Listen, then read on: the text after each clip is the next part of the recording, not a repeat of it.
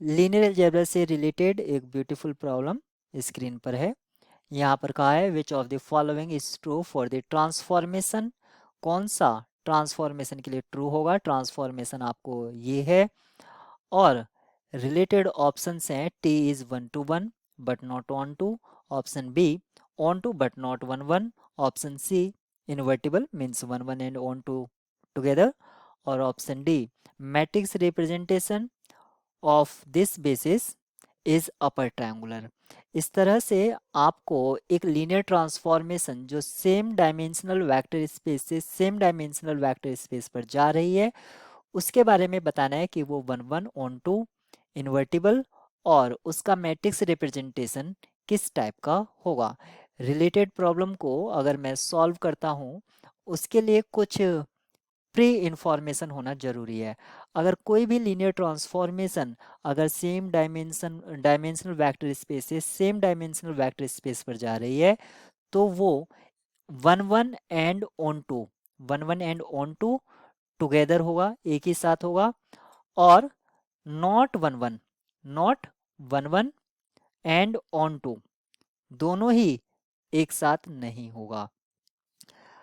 तो यहाँ पर देखने वाली बात है, अगर 1 1 हो जाता है तो इन्वर्टिबल नहीं होगा, यानी कि ए और सी में से एक ही बात रहेगी।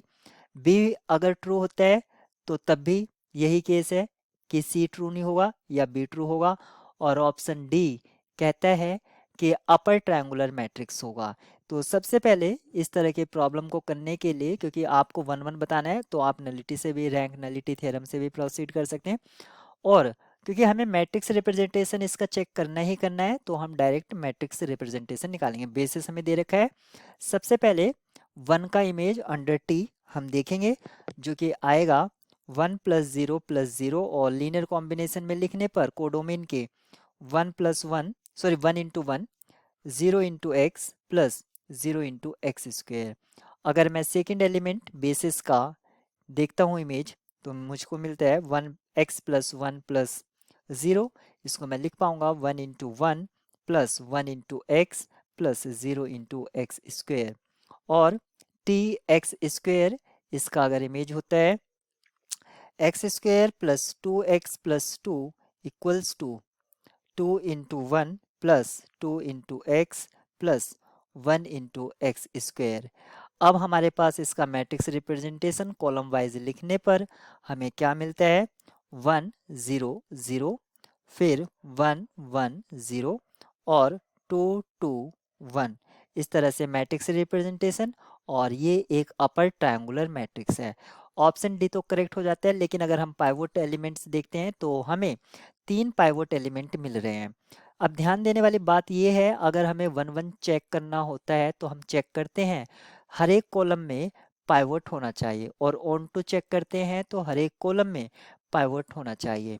तो यहाँ पर हर एक कॉलम में पाइवोट है और हर एक रो में है। हर एक कॉलम में पाइवोट होने का मीनिंग है क्योंकि कॉलम में चेक किया जा रहा है। कॉलम क्या होते हैं? इमेज होती हैं। इसलिए जो रैंक होती है वो क्या बताती है? इमेज की डायमेंशन, यानी कि इमेज सेट जिसको हम रैंक सेट, रैंक भी बोलते हैं, सॉरी रेंज सेट भी बोलते हैं। तो यहाँ पर जो रैंक है टी की वो 3 हो जाती है। इस हिसाब से नलिटी अगर मैं चेक करता हूँ तो वो 0 होगी। तो यहाँ पर ये 1 1 भी हो जाता है, और जो रैंक है ये इक्वल हो जाती है। मैंने पहले बता दिया अगर 1 1 होगा तो ऑन टू भी होगा, क्योंकि ये सेम डायमेंशन से डायमेंशनल वेक्टर स्पेस से सेम डायमेंशनल जा रहा है। इसलिए क्योंकि रैंक 3 किसके इक्वल हो गई है? ये इक्वल हो गई है डायमेंशन ऑफ कोडोमेन के, जो कि 3 है। इसलिए यहाँ पर ये इन्वर्टिबल भी होगा।